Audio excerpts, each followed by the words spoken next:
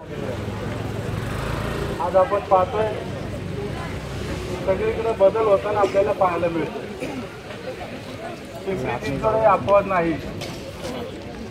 पिंपरी चिंचवड मध्ये देखील आज आपण पाहतोय सुरुवातीच्या काळामध्ये असं होतं की फक्त राष्ट्रवादीलाच उमेदवार असायचे, बाकी कुठल्याही पक्षाला उमेदवार देखील मिळत नव्हते। आज अगदी त्याच्या उलट परिस्थिती आज आपल्याला पाहायला मिळते। भाजपच्या वतीने त्यावेळेस उमेदवारांच्या मुलाखती घेण्यात आल्या, त्यावेळेस कधी नव्हे तर पहिल्यांदा 500 पेक्षा जास्त सहकार्यांनी त्या ठिकाणी उमेदवारीसाठी अर्ज केलेला होता आणि त्यातनं आज 128 जणांची निवड करण्यात आलेली आहे। आणि आज 4 उमेदवार आज आपल्या समोर या ठिकाणी 4ही उमेदवार तुमच्या समोर आहेत।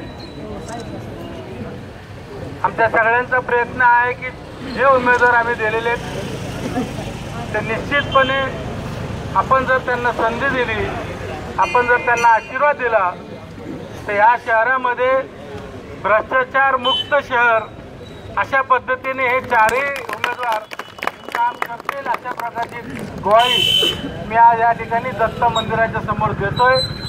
पक्षाच्या वतीने एवढंच सांगतो, पिंपरी चिंचवडमध्ये भाजपला आपण संधी द्यावी आणि जसं आजपर्यंत या शहरामध्ये झालेलं काम आपण पाहिलंय, त्याच्यानंतर या शहरामध्ये याच पद्धतीने काम झालेलं आपल्याला पाहायला मिळेल, शहराचा विकास झालेला पाहायला मिळेल।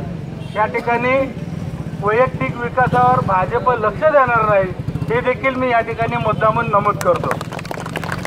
मी पुन्हा एकदा सर्वांना या ठिकाणी विनंती करतो की आमचे जे 4 उमेदवार आहेत त्यांना आपण कमळ समोरील बटन दाबून बहुमताने जास्तीत जास्त मताने विजयी करावं एवढीच विनंती करतो आणि या ठिकाणी थांबतो। जय हिंद, जय महाराष्ट्र।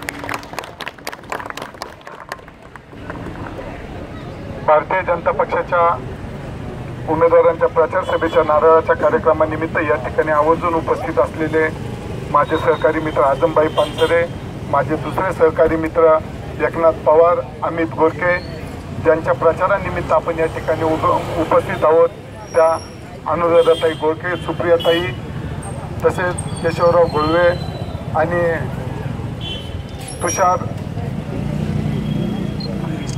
हिंगे या सर्व सहकाऱ्यांच्या प्रचारानिमित्त आपण या ठिकाणी उपस्थित आहोत। खरं तर एकंदर पाहिलं तर पिंपरी चिंचवडमध्ये भारतीय जनता पक्षाने खऱ्या अर्थाने चांगले उमेदवार देण्याचा प्रयत्न केला आणि मला वाटतं हेही 4ही उमेदवार त्यातलेच जे चांगले निवडले त्या चांगल्यामधले हे 4 आहेत। भविष्यात हे 4ही उमेदवार आपल्या या शाहूनगर परिसराचा या वॉर्डचा जास्तीत जास्त चांगला विकास कसा होईल यासाठी प्रयत्नशील राहतील। आपण गत काळात पाहिलं की आपल्या परिसराच्या विकासापेक्षा व्यक्तींचा विकास खूप मोठ्या प्रमाणात होत गेला। महापालिकेतल्या भ्रष्टाचारात